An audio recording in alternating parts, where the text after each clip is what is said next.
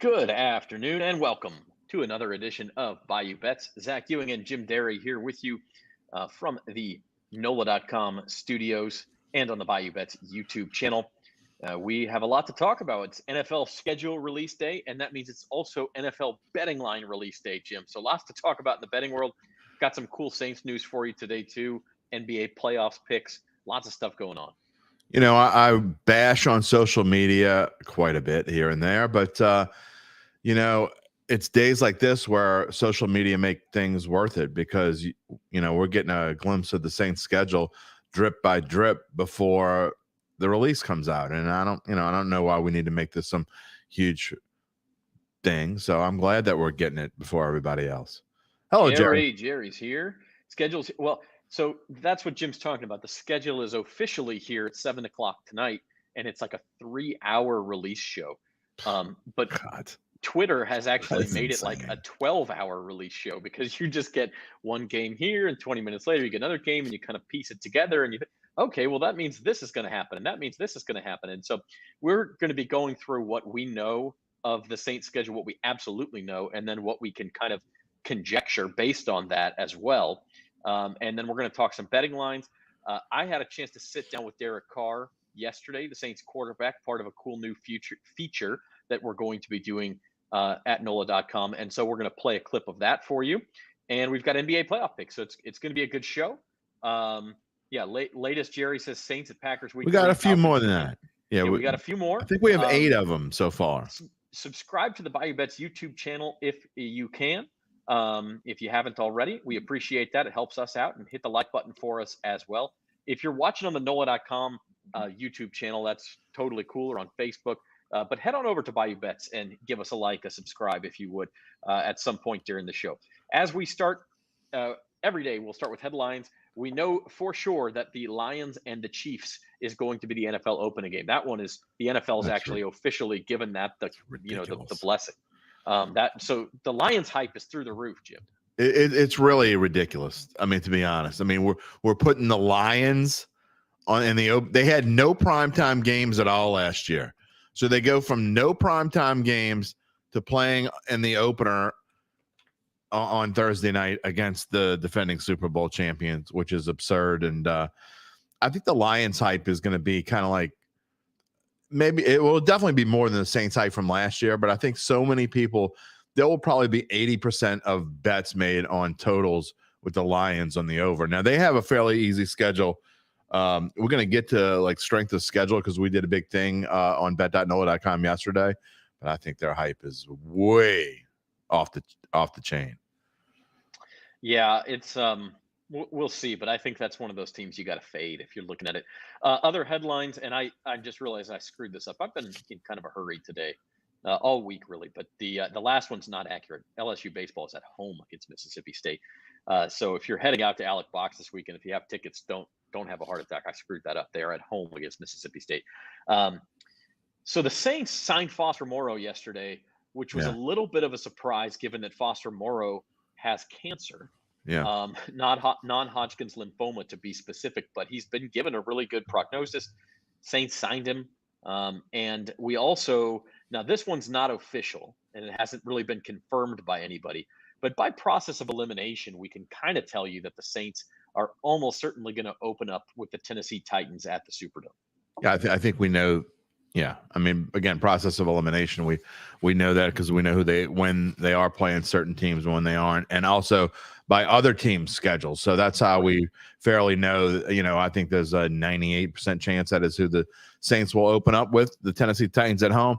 And it's kind of a little bit like last year's schedule. A little weird. They're going to have. We know that they're going to have 3 home games in a row towards the latter part of the season. We know that they're going to have weeks 2 and 3 are going to be on the road at Carolina. That's going to be on a Monday Night Football. Carolina's opener. So there are some things that are as easy as the schedule is for the Saints. We're going to talk about this. And potentially maybe the easiest schedule in franchise history going into a season. That doesn't mean when the season's over, you may look back and you can do the wins and losses, and it may not be as easy as we think it is. But going by what we did with our strength of schedule is we put a formula together based off of Caesar Sportsbook win totals. So we came up with this formula. Basically, I took the projected wins. We factored in the juice on the over and the under on the win totals, and then whether you were playing a team at home or away. And the Saints had the easiest schedule by that formula in the NFL. If you base it off of last year's win totals, they're the second easiest. So either way, the Saints have either the easiest or one of the easiest schedules in the NFL. But that doesn't mean, look, when you put this thing together and you give them interesting caveats. So the Saints going to be the home opener for Carolina.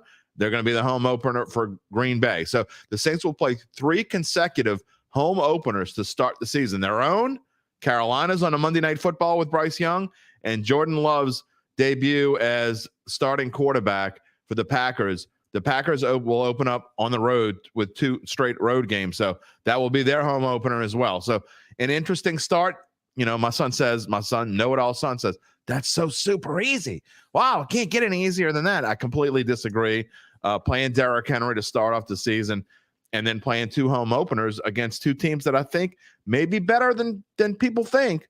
They're definitely going to be 2 overs I'm going to be looking at when we talk about win totals going forward. So this is not, as far as the overall potential, the schedule, sure, it could be the easiest in the NFL. But to me, that's pretty tough to start off. A lot tougher than I think people are giving credit for. Yeah, I saw someone out there on in the Twitter universe say that they thought the Saints would either start 3-0 or 0-3, no in between. And I couldn't disagree. I think they will almost certainly start in between those 2 things. They will either be 1-2 or 2-1 after 3. I mean, look, because those are not gimme games. Now we think the Saints are going to be pretty good. They're going to win one of those games. I would if they don't, there will be panic across South Louisiana. But I don't think they're going to win all 3 of them. Not with 2 road games. As you mentioned, home openers, high emotion games. We do have Brooke Kirchhofer of WWL has confirmed Titans is the week 1 opener. So we have that confirmed now from a reputable source. So that's the 7th one. We'll try to get this updated. But we also have a couple of others that just kind of by conjecture, we're pretty sure. There's a report out there, maybe not quite as lock solid, that week 14 will be the Panthers at home. Yeah. My guess is, that's a 3-game home stretch. Yeah, so that would make 3 straight home. Week 13, who do we Lions. say week 13 at home? The Lions. That's another report. The Lions at home. Again, not confirmed. And then if you look at, okay, they're at home to open and then 2 straight road games. This is just us totally speculating now, Jim. But week 4, you almost figure is going to be at home. You usually play at least. Yeah, you usually play 2 division games pretty early. So we're just going to guess. This is a total guess, but maybe Bucks at home in week 4. Yeah, and I don't think there's a decent chance you'll get 3 road games at home. Now we know they're going to be on the road week 16 and 17, which for the second straight year, they'll be on the road Christmas and New Year's. I mean, that's Sunday. Now my guess is they'll play Christmas Eve games on Saturday, so everybody will probably play on the 23rd, but still coming home. Well, not everyone. There'll be some games on Sunday, but if you look at it, it's most likely going to be on the road for week 16 and 17, Christmas and New Year's week. Second straight year. I think that's kind of weird that they would do that. Again, I know they don't go back and look and see what did we do to you last year. Computers spit things out and they make things work schedule-wise, but that's something to look at later on too. So you're going to have – there's also a stretch in the middle of the season where you're going to play – it looks like you're going to play like a bunch of games like after the second half of the schedule at home. So which means I think the early part of the schedule, the Saints going to be on the road a lot. So that's going to tell us a good bit about this team. So when you're talking easy schedule, just because it's easy by formula wise or last year's win total, or however you want to look at it, when it's constructed a certain way, maybe it's not going to be as easy as we thought it was going to be. Well, I mean, the other part of this, Jim, and we're going to talk about your strength of schedule metrics that you did for just looking at win totals, because I think that's the smartest way to do it. But you don't always know. Like you look at a game like Minnesota, right? Like that week 10 game at the Vikings. Sounds like a tough game. That team won 11 games last year. They won 13 games last year. They may not be that good. I mean, you just don't know. And conversely, a team like Atlanta may be much better than we think. Or Minnesota Carolina has a really tough schedule, by the way. Yeah, and so you look at these games and say, oh, well, that's going to be a real easy stretch where they play Atlanta, Tampa Bay, and Indianapolis. Well, who's Yeah. to say that one of those teams isn't going to be a lot better than people think? Right. And by the time, just like Seattle last year, Seattle at home looked like an easy game. By the end of the year, that was one of the Saints' best wins because Right. Seattle ended up being a playoff team. So that's going to happen too. And the NFL changes so much year to year. We just don't know. But let's talk about what you found out looking at win totals and what that tells us. Because you can look at last year's record if you want. To us as betting people, right? Like the more interesting way to do this is to look at win totals and what Vegas is telling you about how good these teams will be. 100%. I mean, the sports books know, right? There's a reason why they don't lose. And, I'm going to be on 4th down and 4 on Sunday. We talked. That's why Doug Mouton had me on, actually. That's what we're talking about. Strength of schedule and over under wins 9.5. So I spent a little over a day going into this using a formula, plugged it into a Excel spreadsheet and came out with some interesting numbers. A lot of these teams were pretty close to what their strength of schedule was based off of last year's wins. A couple of them were a little bit different. And what we did was we took the formula of whatever Caesars Sportsbook says their win total was. Like for the Saints, it's 9.5. Okay.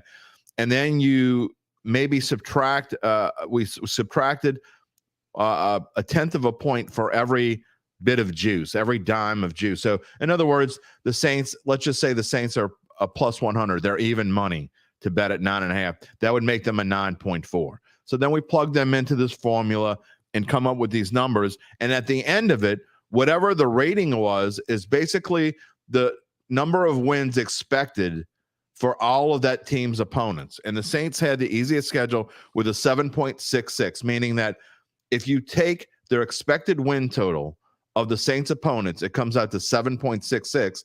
And if you think about it, 8.5 is 500. So almost a full game below 500 is the expected win total for the Saints opponents. And conversely, the toughest schedule in the league by this formula are the New England Patriots have a 9.19.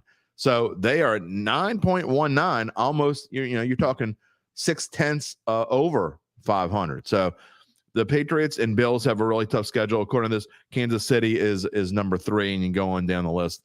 You can find it on bet.nola.com, and we spent a lot of time with this and had fun with it. But again, when you talk about the Saints schedules, I like to look at the quarterbacks. And Zach, you and I have talked about this, and who the quarterbacks are that the Saints play.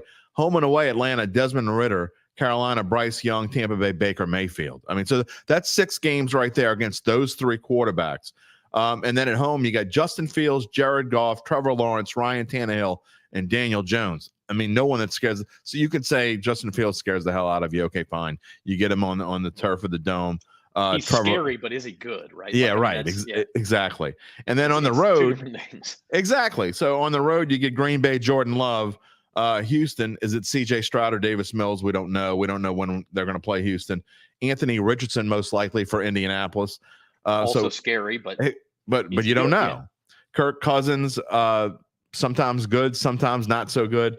Matt Stafford. Whoa, we hope Minnesota game is not on a Sunday, right? At noon. Matt Stafford and Mac Jones, and we don't know what's going on with Matt Stafford. So, I mean, that right there will tell you that, I mean, that is not a gauntlet of top quarterbacks the Saints are going to play. And arguably, you could argue that the best quarterback to play in any of those games is Derek Carr. I mean, you could make an argument that's the case. You could argue it. Yeah, you could certainly. I'm not saying it is, but you could certainly make an argument that's the case. Yeah. So we have 7 confirmed games now. Added the Titans to that graphic down there. A couple other quick things on the Saints before we kind of move on. Zach, I think we have 8 on the show. What is the 8th one I'm missing on that graphic there? Let's see. You got 1, 2, and 3, and then you got. Actually, I think we have 9 because week 12 is at Falcons, 13 Lions, 14 Panthers, 15 Giants, and 18 is Falcons. So I don't know. Okay, so I don't believe that the Lions and Panthers home game have been like confirmed by beat reporters, right? Like they're out there, but those are more rumors at this point. So we don't. Okay. That's the standard I'm going with. But those are the 7 that have been lock solid confirmed. Gotcha. Also, there's a report out there that when the Saints play the Jaguars at home, whenever that will Thursday night be, football. that will be a Thursday night game. So we know And I they'll think play that's Monday Night Football week 2 and a Thursday night game against and Jacksonville. that sounds like it would be in the first half of the season, the Thursday night Yeah. game. Just by process of elimination, I was thinking Jacksonville is week 8, 10, or 11. It has to be one of those three. A couple of other quick things on the Saints before we move on. We asked you guys on Monday who the most impactful Saints draft pick would be.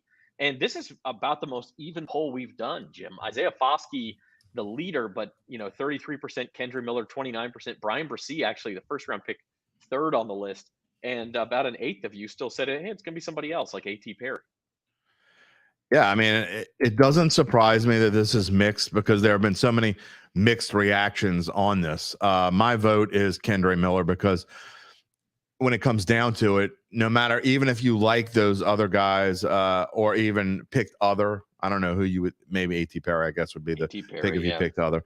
I think Miller is going to play a large role in this offense early on because we have to expect that Alvin Kamara is going to be gone for maybe half a season. So that's something else you got to look in this schedule as well, because with Alvin Kamara being gone. So I think you would see a ton of Miller early on to help Derek Carr as much as he can. Well, one thing I mentioned that I failed to mention here is that you look at those first 3 games. We know the Titans with Derrick Henry, Panthers, Bryce Young is going to be his second ever game. Matt Rule likes to run the ball anyway. Well, he's not the coach there. I was to say, I don't think they care what Matt Rule thinks. Frank Reich likes to do a lot of things. Frank Reich, yeah, that may be an exception, but the Packers with Jordan Love, a young quarterback, and obviously talented running backs, A.J. Dillon there too. The Saints' run defense, which was a weak point last year, it's going to get tested right away in those 3 games. For sure. And that's where Brian Bresee and Isaiah Foskey come in, right? Is Peyton Turner going to be healthy? So, yeah, you will learn a lot. What's the linebacking core going to look like now that Caden Ellis is gone? Lots of things you're going to learn early on in this season for sure. All right. Well, speaking of the season, we have a cool new feature to talk about. We put it in the description of the video, so I guess we better get to it now, almost 20 minutes in. I am going to be talking with Derek Carr every week during the season, and it's not always going to be on video just because of Derek's availability. It may be a walk and talk sort of thing or sitting down while he's having lunch sort of thing. But we will put the question and answers, the transcript of Derek's exclusive interview with us in every week's Advocate and Times Picayune. I think it's going to be on Fridays and also on NOLA.com. So looking forward to that. We did record a quick video yesterday to kind of introduce the concept to people. And so we're going to play a quick clip of that. You can find the full video on the NOLA.com YouTube channel. We'll put it up on the Bayou Bets YouTube channel as well later today. So here's a quick clip of just a couple minutes of me talking to Derek yesterday. Hey, what's up, everybody? This is Derek Carr. I'm here with my good friend Zach Ewing, who I've known for a long time with the Times Picayune and NOLA.com, and we got a cool project that we're working on. Now, I know Derek's new to New Orleans, but he's not joking. We actually have known each other for a long time, going back to Derek's high school days in California.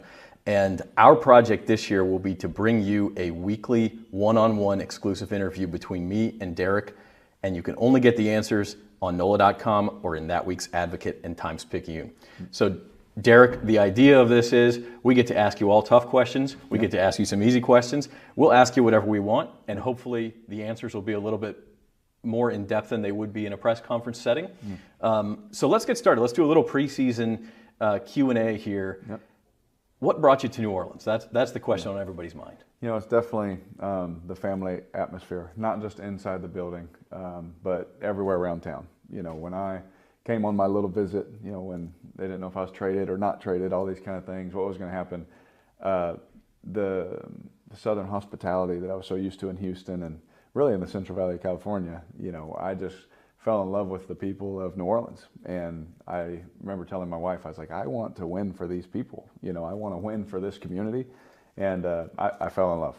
That's convenient because that's what the people want too. So you're at a little bit of a crossroads in your career. I don't know that you thought you'd be with a new team even a year ago. So this is different. How have you adjusted and what are you really focused on in the offseason? Well, it has been new. You know, I did not ever think this day would come, but it happens. You know, it's professional football. It's professional sports. It happens. And, what an amazing situation that I was able to be a part of here, and to, be a part of this team. Although when I walk and I look down and there's gold on the ground, I think I'm in the wrong place. I'm getting used to the gold. It's always been silver and black for me. But I think it was just the team, just taking me in and saying, just be you. I get to come in here and I don't have to create a culture. The culture's been created here for the last 20 years. I get to come in and just step in and just be myself and try and be a great teammate and help serve any way that I can. So that was Derek good stuff. yesterday. Yeah, you can see the full video again on the NOLA.com YouTube channel, and we'll put it up on the Bayou Bets YouTube channel as well here shortly. So, yeah, I mean, look, Derek, as he mentioned, I've known him since he was in high school, since he was 17 years old. And I was only 23 at the time. So it's not, we were both kids just about. Yeah, well, I covered Peyton Manning back in high school. That's how old I am. Yeah, there you go. So you and Peyton video series coming up next. But the, look, Derek, as anybody can tell, he's personality-wise a little bit like Drew Brees, in that it's just hard to find a fault with the guy. Very friendly, very outgoing, family-oriented. Fits the Saints mold, doesn't he? Yeah, easy to root for. Yeah, he fits the Saints mold. I mean, that's the Saints. We talk about it, and you can criticize it or say it's a good thing or whatever you want to call it, but the Saints have a mold of a kind of player that they go for, both size and personality traits, and it showed up in the draft, and it shows up when they go into free agency. And, when you look at the draft and you look at Brissett and Isaiah Foskey, I mean, Isaiah Foskey, for God's sake, 15 minutes after he was picked in the second round by the Saints, he was at his friend's grandpa's bedside because the grandpa was terminally ill, and he left his own draft party to go hang out with his friend's grandpa because he's about to pass away. So, I mean, that's just who the Saints draft. They just draft those kind of guys, and usually works for them. We'll see if it continues. Go after him in free agency as well, obviously. 100%. So, yeah. So that will be a weekly feature we will do during the season. Again, most weeks I think it's just going to be a Q&A in print and on the website. It won't be an actual video. But when it is, we'll certainly show it to you on Bayou Bets as well, and kind of get Derek's take one-on-one on what's going on in the season. Of course, he talks to the press anyway, but it's you get a little bit more personal, as you can see in these videos. Sure. So, okay, moving on to the rest of what we know about the NFL schedule. As we mentioned at the top, the NFL has. Look, we knew the Chiefs were going to be at home for the opener, Jim. There was a lot of possibilities. They could have chosen Sean Payton and the Broncos to go. Could have been Justin Herbert, the Chargers. Could have been a Super Bowl rematch with the Eagles, Bills, and Bengals. Like, Kansas City's got an unbelievable home schedule. I go with the Lions. I find it supremely odd that if you're going to pick an interconference game for the Chiefs, that it's not the Eagles. Why wouldn't you do Chiefs Eagles in week one? Yeah. If you're not going to do that, then why wouldn't you go with a division opponent, or at least I don't know where they play Buffalo this year. I don't remember. It's at home. Yeah, it's in Kansas Okay, City. so why not now, do that? Buffalo played the opener last year against the Rams, so you don't maybe want to do that twice in a row. Yeah, I understand that, but I don't know. There's just so many teams you could have picked other than the Lions. I think maybe they're going to try to hype up the Lions as much as they can early on, and before they realize that the Lions aren't as good as everybody thinks they are. Because I don't think they're as good as everyone. I don't think they're going to be as good as everyone thinks they are. I think they're going to be decent, and everyone's crowning them to be the NFC North champion. And as you know, cue Jenny Green. Yeah, you want to crown their asses. Whatever. Whatever. I still think the Vikings are better than the Lions, and I think the Packers are about what and what. I get that you lose Aaron Rodgers, but to me, Aaron Rodgers wasn't what Aaron Rodgers has been last year. I would take either one of those teams before I take the Lions this year. I kind of think, what Jerry said, his reaction, I think, is a lot of American, like, Lions and Chiefs. For sure. But part of this is too, maybe it's just the NFL playing chess while everybody else plays checkers again. Yeah. Everyone watches the opener anyway, right? So why not have another huge ratings game, and then later on, Eagles, Chiefs, Bills, Chiefs, Bengals, Chiefs, Chargers, Chiefs. These games are all going to get huge ratings anyway. So now they've got huge ratings for Lions, Chiefs when that game otherwise would have been a noon game and kind of lost in the shuffle in October or something. Or maybe they're throwing him a bone. As we said earlier, remember, the Lions had 0. You know how hard it is these days to get 0 primetime games? It is really hard not to get at least one. That means you weren't even on Thursday Night Football, which there were, let's face it, we joked, Zach, for about 3 or 4 weeks in a row last year, where how awful Thursday Night Football was for a stretch of games last year. It was pretty darn bad. You didn't freeze up, did you? I think Zach might have froze up here, so which means I'm gonna. There we go. Now you're back. All right. I thought it was you, and then it ended up being me. So, but what I was saying was, remember last year when we talked about that? I mean, how hard is it to not even be on Thursday Night Football? You go through that stretch. Remember when we were talking about last year about? I think there was a 3-week stretch where there were 30 combined points scored on Thursday Night Football. It was something really bad. Yeah, well, it's the Lions are the only, I guess the Cowboys technically, but they'll never keep the Cowboys off primetime. But because the Lions have that Thanksgiving home game, everybody has to have a Thursday game, but the Lions have the Thanksgiving one, so they don't have to give them another one. They're like the only team that could happen to. Anyway, it'll be interesting. I think Kansas City, if I'm betting now, and I don't know if I want to bet a point spread this early, but Chiefs -7 is looking kind of juicy. I know that's a lot of points. Kansas City's going to win that game. They're not losing at Arrowhead home opener. Well, that kind of goes into what I wanted to say about all this. I mean, it's I think when the schedule comes out, the thing that I would take out of all this is I would go through it, and we may do this, and we may do this early next week, as a matter of fact. But I think that get your preliminary takes on not just the schedule. Go ahead and use the strength of schedule. Go open up the strength of schedule on Bayou Bets and what the books think, and then take the schedule and go through it and see what you think, at least for the first half of the season. If you like some over-under totals, you need to bet them now, especially if you're going to bet an over, because most of those numbers don't change. I mean, they change towards the over. In other words, the Saints at 9.5 now, they have some wiggle room, so they're probably not going to go to 10, but that's a bad example. But if you look at a team like the Bills or the Jets or the Chiefs, the big name teams, if you like those overs, and I'm not telling you should or you shouldn't, but those numbers are going to change towards the side you don't like. Just like last year when the Saints were 7.5, we saw it go as high as 9 at one point.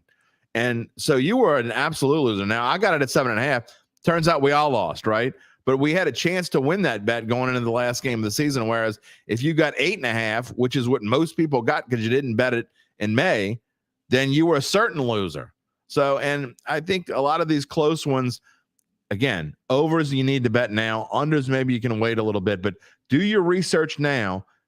Figure out what you like now. I'm not saying go and make 32 bets on over-unders in May, but pick out 2 or 3 that you really like and bet them now, because if you really like them, they're probably going to change against your favor as we go along, because the sharps pound these things over the first week or two, and those numbers are going to change by probably June 1.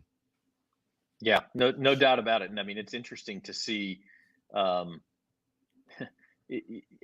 they will change, because it can kind of give you an idea. Of course, last year there was line movement on the Saints, as you said, and it ended up not being right.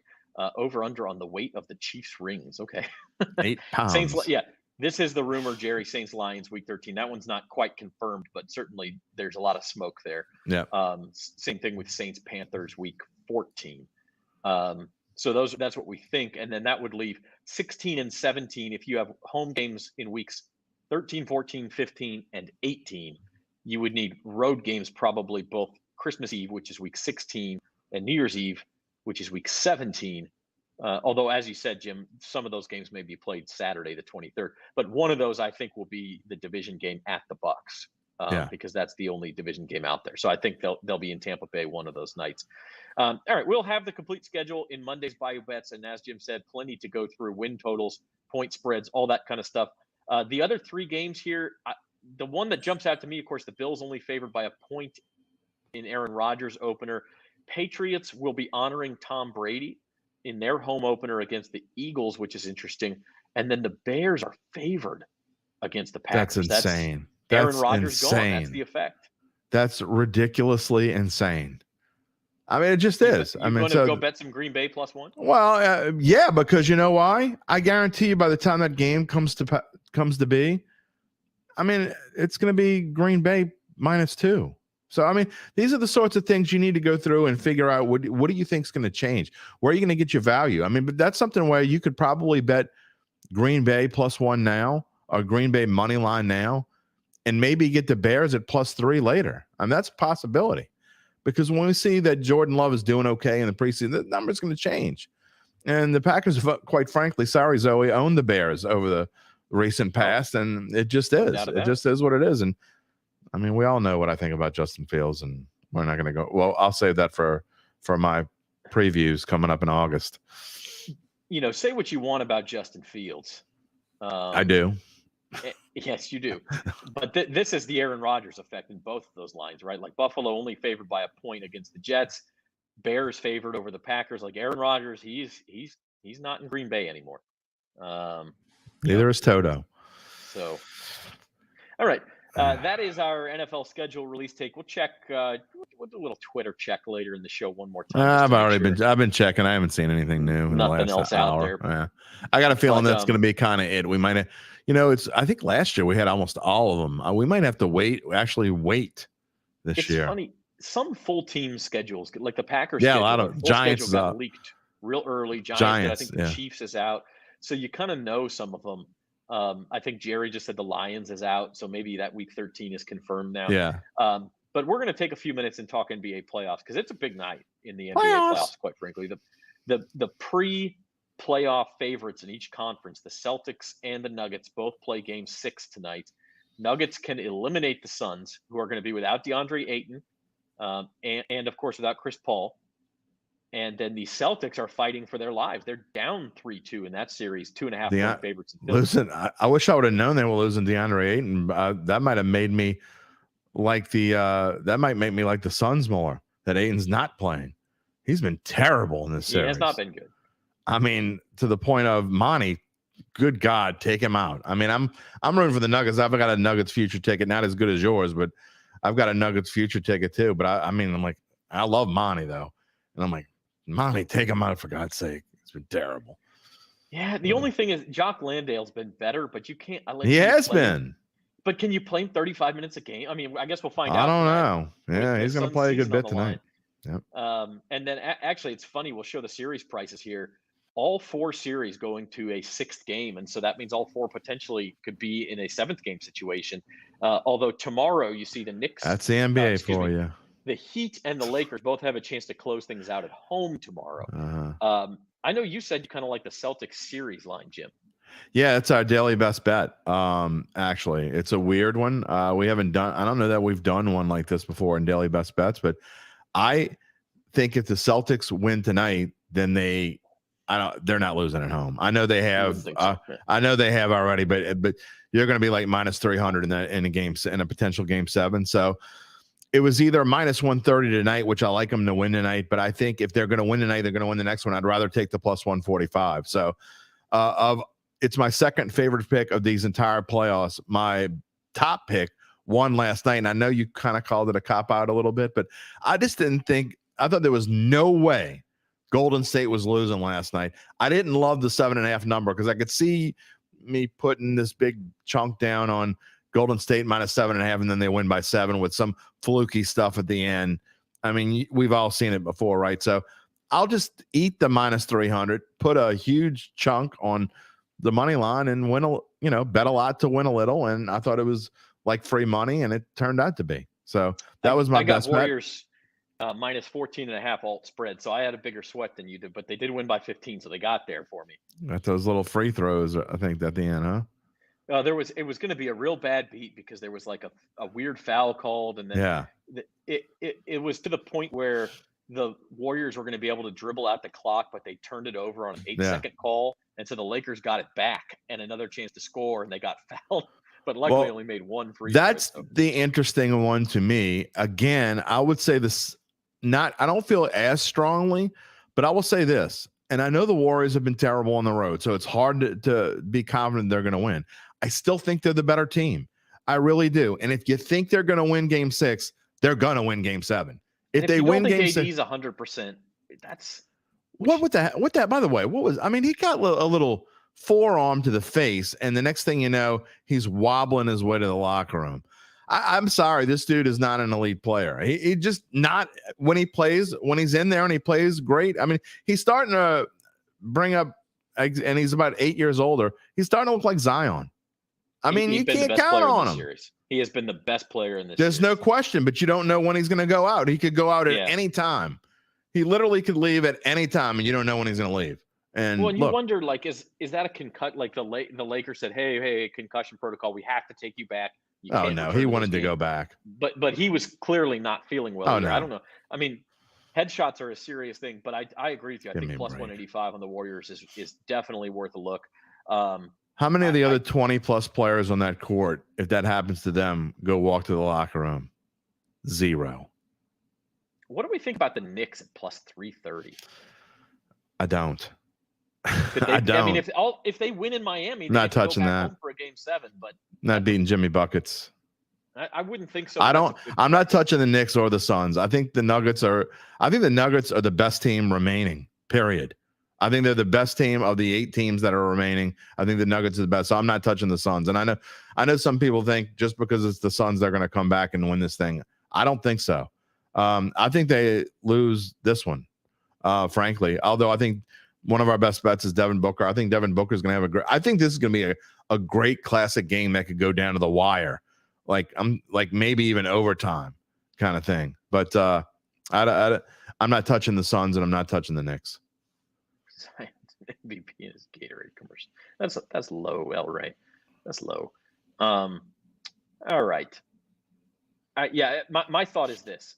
I'm not going to be harsh when it comes to a 22-year-old. If he still looks like this in a few years, then I'll jump on the boat. Next year's a big year for Zion. Let's put it that way. And we got more to talk about in the Pelicans in a second. But here's my thoughts. One is that we are going to find out if the Celtics and Nuggets are truly the NBA favorites tonight. We may find out who the favorite is. Can Denver go on the road and win a tough game and close this thing out and avoid a game 7? I agree. Can the Celtics step up? I mean, we're going to see tonight. Tonight, to me, is the first night of the NBA playoffs where I'm like, one of those series is going to be over tonight. I think it's going to be the Denver Phoenix series, but I think one of them is going to. Yeah, could be both. But we know how the NBA loves their game 7s. Just saying. You say that there was only one in the first round, right? Just saying. Well, I mean, this is different. I mean, these are a little bit more highlighted kind of teams. You're talking about the Knicks, Warriors, Lakers, Sixers, Celtics, Suns in there. I mean, the only two teams that aren't like darlings of the NBA pretty much are the Heat and Nuggets, and I think they might be the best 2 teams left. The other thing I'll say about the Celtics is this: in their run to the finals last year, home court did not mean a terrible amount to that team. They lost game 5 at home against the Bucks. Similar situation to this. Then went and won game 6 on the road and won the series in 7. And then in the Eastern Conference Finals, they lost game 6 at home in a closeout opportunity, but then beat Miami on the road in game 7. And then they won a game at Golden State, but lost a couple of home games. Like, they're the one team that they can take care of business on the road, maybe more than other teams can. This is not official, but a reputable source wrote this. I saw this. The Celtics have more series victories down 3-2 than any other franchise in the NBA. Now, granted, they have more titles than almost everyone else, or more. Is it more than everyone else? They have more than Lakers. They do, yeah, sure. Okay, so take that with a grain of salt, but they have more series victories down 3-2 than any other franchise in the NBA. So I think there's a good chance they do it here. All right. The hometown NBA franchise, the Pelicans, got, I don't know if it's bad news for them or not, but the news is actually from the Phoenix Suns, who tried to put their home games on network television and streaming and basically making it free because the kind of like the Pelicans are partnered with Bally Sports. The Suns were partnered with a group called the Diamond Sports Group, and the Suns Diamond Sports Group went bankrupt, just like Bally, and so the Suns said, and the Phoenix Mercury of the WNBA said, hey, we're just going to go start our own streaming network. We're going to put some of the games on TV and we're going to stream them, and you can watch them for free. And a U.S. bankruptcy judge said, no, you can't. Just because Diamond Sports Group is bankrupt, and Diamond Sports Group and Bally are actually the same thing. I apologize. They're Sinclair, which runs Bally Sports, is a subsidiary of Diamond Sports Group. So that's the confusion. So the Pelicans are in exactly the same boat as the Suns. They're not going to be able to do something like that, which our Christian Clark said a couple of weeks ago. This is exactly what the Pelicans should do. And Jim, I know you disagree with me. I think Pelicans fans are in a terrible spot because you either got to have Cox to watch their games, or you get, when we all know Cox TV is more expensive, less reliable than some of the streaming networks, or you've got to stream it through the Bally Sports app. You can also have Direct TV, I believe. Is Bally it's Sports on yeah, it's on Direct TV as well. But if you're a streamer like I am, YouTube and TV, I am, you can't get it unless you or Sling or any of the other ones. Hulu, any of them. I think you can get it on DirecTV and DirecTV stream. Other than that, you are right. I think that that's the only one at the moment. And their app is terrible quality and charges you an insane, to me, $20 a month. That's more than Netflix to watch just one NBA team. It's actually not more than Netflix, by the way. If you extrapolate that out over the course of a year, it's the same price I'm as talking Netflix. About per month. All right, but you're only going to get it for 6 months. So it's actually. Why would you do it for a whole year? You're going to pay for Netflix for a whole year, right? So if you, at the end of the year, when you do your bills and you go back and look and see how much you paid for your bills, you spent exactly the same amount. You spent $120 on the Pelicans, and you spent $120 on Netflix. Actually, Netflix is more than but you $10 got to a watch month. Netflix all year.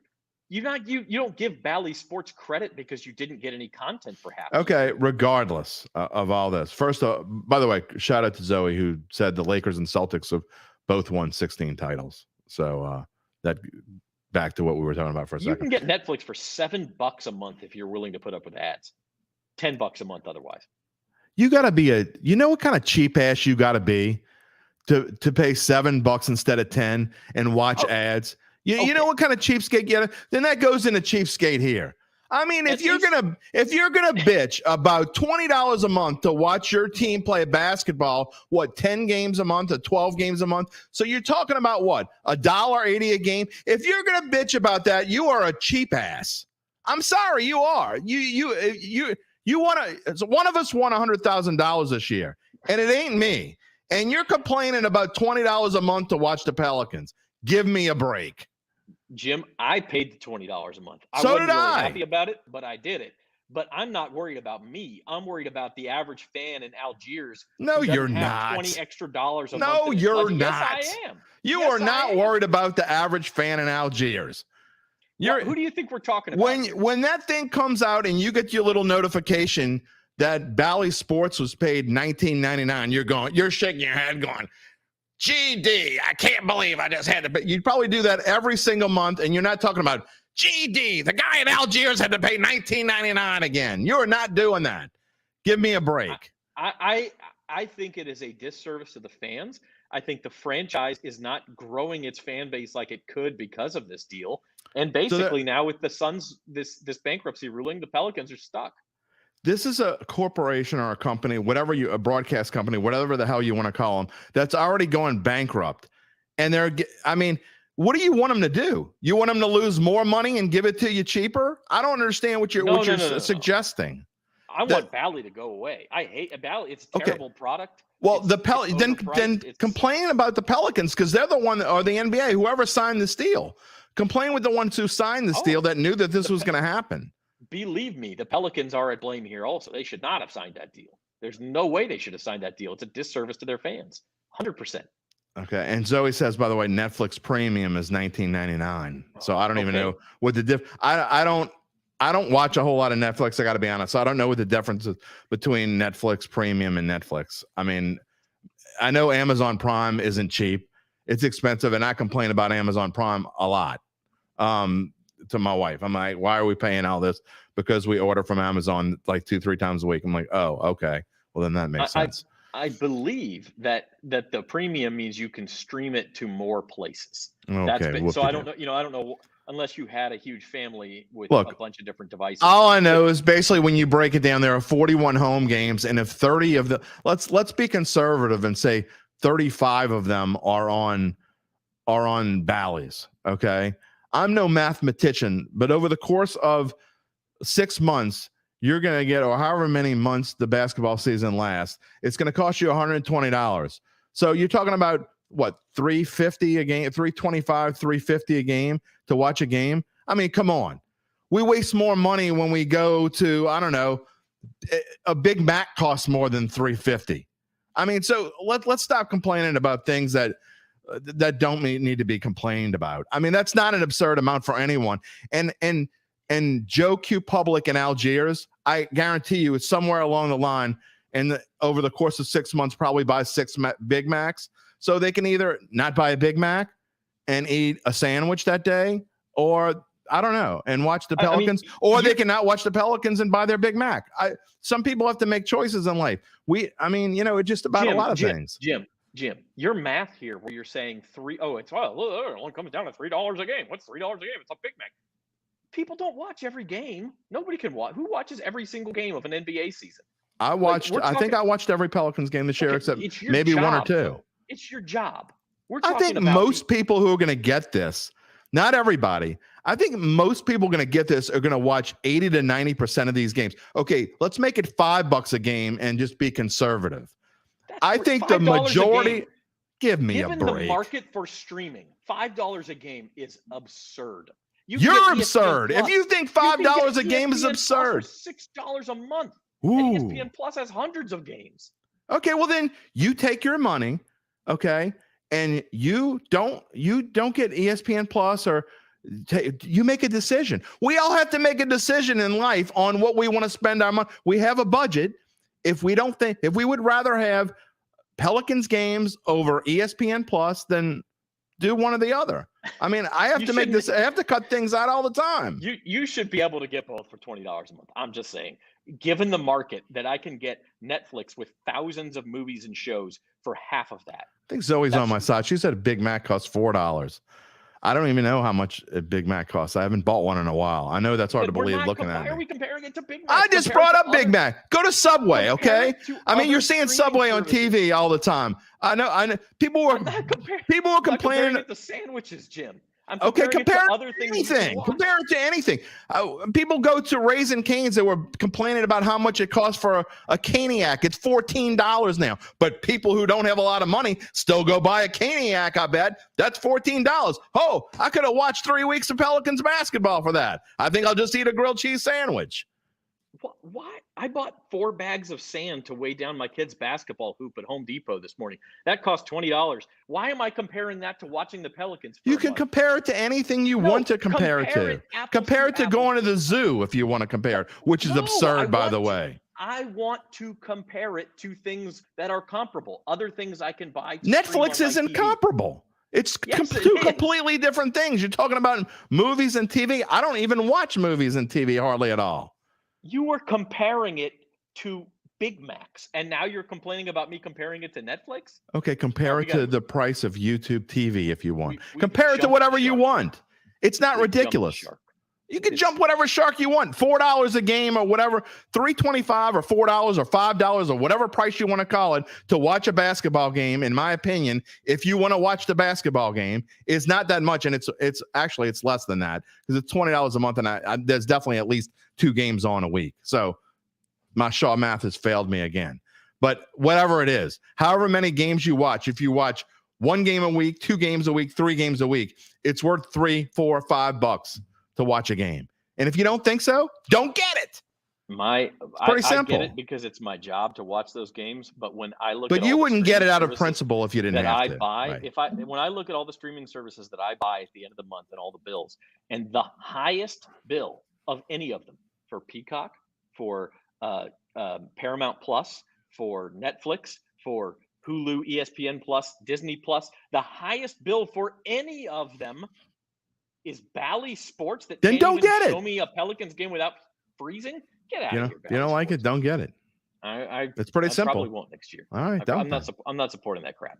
All right. Speaking of rants, You're here's a insane. positive rant for you. We're going to circle this back to the Saints in the NFL. And I got to say, and look, May optimism reigns supreme in the NFL.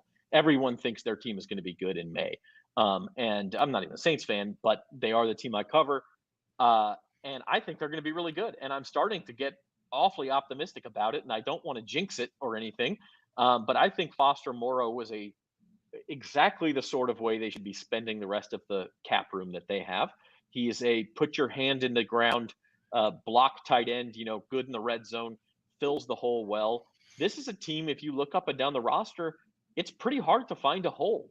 I don't know that they're super elite at any category, but they're a very solid team, a very solid roster. And you combine that with the weak schedule that we've talked about today. And I'm starting to see this Saints team as not only a division contender, but maybe a contender to win a couple of playoff games and keep us talking well into 2024. Well, usually we have a response to the rant, but my response is actually my own rant. So I will say this: I don't necessarily disagree with you. I think it's easy to be optimistic about this. You look at this schedule, and but if you don't live in New Orleans and you're just betting over unders, I was going through. I don't know why I spent 30 minutes going through social media and yesterday getting people's opinions on over-unders. But I did. And most people outside of New Orleans think the Saints are going to be a sub 500 team. And that's putting it nicely. I can't use a lot of the words that they used here on the show. If I had to bet right now, if someone said, okay, here's $100 and you got to make a bet right now, would you take the over on the under? I would take the over. However, we've been through this thing before. We went into last year, thinking and I said it. I was guilty. I was one of the ones that said this. There is no way. How in the world is this team not going to win 7.5 games? Okay, 8.5. How in the world are they not going to win 8.5 games in this division against these opponents? Blah, blah, blah, blah, blah. I get who the opponents are. I think a lot of these teams that are on the Saints schedule are going to be a lot better than they were last year, frankly. I think Chicago is going to be better, and that's not I'm not trying to blow smoke. I think Detroit is going to be obviously better, not as good as everyone thinks they're going to be. I think Minnesota is going to be better than people think they're going to be. Green Bay, the same thing. I don't think they're going to lose all that much with Jordan Love as quarterback. I think Houston's going to be much better. I think Jacksonville is going to be a contender for the AFC Championship game. Everyone hates Tennessee. I think they're a 500 type team, and they certainly have a great running game, which the Saints have lacked in doing well against. Indianapolis, who knows what the heck they're going to be. But you go through all these teams, and I know you can talk about how easy the schedule is supposed to be, but 9.5 wins, that's saying they're going to win 10. And winning 10 games in the NFL, no matter who you play, is not an easy thing to do. How tough is the transition going to be to Derek Carr? How much is Alvin Kamara going to take away from this team? Because not only is he going to be gone, but the fact that we're going to be sitting here talking about this week after, people, I don't think you can realize this, but we're going to be talking about this week after week after week coming up very shortly. That's what we're going to be talking about. So how much is that going to weigh on this team? Because they're going to hear it. They might not want to hear it. They might say they don't read the paper and they don't listen to podcasts, but they're full of crap because they do. And they're going to hear it over and over again. How much is it going to weigh on them? I don't know the answer to all that. How much is Dennis Allen calling the defense now, actually calling the defense, going to help? We don't know the answer to that. So while I think they are going to be a better team, while I think they should be the favorite to win the NFC South, that doesn't mean I'm jumping over hand and foot to get to my phone so I can bet the over 9.5. Let's go through this thing logically. Let's take the summer. Let's look through some. I'm not going to be betting it in May. I can tell you that. I'm going to be doing some research and looking at it. We'll make a decision in the next month and a half to 2 months, but I'm certainly not giddy is not a word I would use for sure, but there is reason to be optimistic. Yeah, I think so. And as I said, May optimism is dangerous, and everybody seems to have it. I'm not sure what this comment, since the comments are off on the Derek Carr clip from the line. They must have turned the comments off. First question of why he came has already been answered ad nauseum. Okay. Yeah, look, this is an intro video. Get out of here. Get into plenty more. What question would you ask first? That is exactly the first question you're going to ask. In all seriousness, give me a break. In all seriousness, we're going to take questions from people. I'm not saying we're going to use all of them, but if you've got a good question to ask, I will ask Derek that question, and we will print it the next week. So if you've got good questions, let us know. And believe me, this is an intro video. There's let me guess. You would ask, how many interceptions did you throw, and how are you going to stop throwing those interceptions now? You're a Derek Carr hater. I can see it already. Let's move on. Plenty more to get come. out of here. All right, Jim. Hey.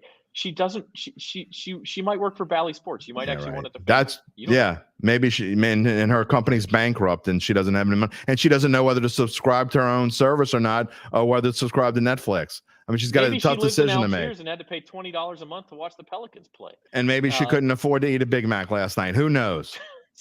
So go easy. All right. Hey, Nolan Nerd, seriously, ask your questions. Leave. We're going to email me zewing@theadvocate.com. We will get to those questions once the season starts.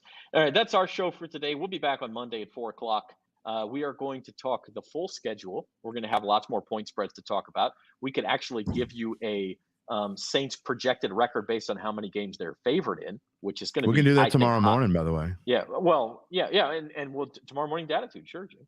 Yeah. I mean, tomorrow morning's Datitude. We're going to have TP alum, Times-Picayune alum, one of the top baseball writers in the country, Derek Gould, who is the Cardinals beat writer for the St. Louis Post-Dispatch. We're going to talk about what he thinks about all the changes, the rules changes. I think most people like them. We're going to talk about the what we think about baseball and where we are, because both his Cardinals and my Cubs stink. So I don't know how much we're going to talk about that. And then after he's done, we're going to have him on for about 15, 20 minutes. Zach, you're going to come on and we're going to dive into the official schedule. We will know it by then. We'll start going through maybe games, wins and losses, what we think. And, that'll be on the show in the morning, and looking forward to talking about that. Yep. And then Monday on Bayou Bets, we will talk more about that. Probably have a few more point spreads out by that time. PGA Championship. And we will talk PGA Championship, which is next week. So good show lined up. We'll know the NBA conference finals by then. Is there might be Game 7 that's Monday night, or I thought they were all Sunday. I could be wrong. Right. I think they're all Sunday. So we'll have NBA Final Four as well. So we'll see you guys 4:00 on Monday and 9:15 tomorrow morning for Datitude with Jim. And I'll make an appearance as well. All right, go get your Big Mac. Until then, Egg McMuffin, man. It's early. Okay. Egg McMuffin. But I got to check the bank account. All right. For our you do. Yeah, Zoe, you do. And for Jim Terry, I'm Zach Ewing, and we'll see you.